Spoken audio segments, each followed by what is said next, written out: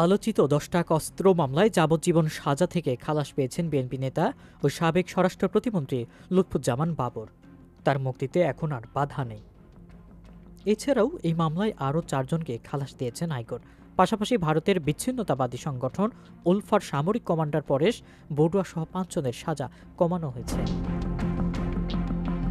মঙ্গলবার ১৪ জানুয়ারি দুপুরে বিচারপতি মোস্তফা জামান ইসলাম ও বিচারপতি নাসরিন আক্তারের সমন্বয়ে গঠিত হাইকোর্ট বেঞ্চে এ রায় দেওয়া হয়।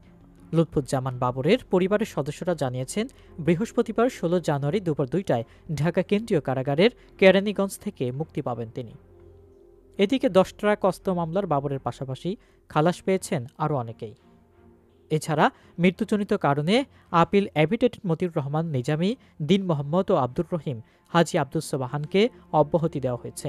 ফলে রায়ে আদালত ১৪ আসামির মধ্যে ৫ জনকে সাজা, ৫ জনকে খালাস ও ৪ জন মারা যাওয়ায় তাদের অব্যাহতি দিয়েছে।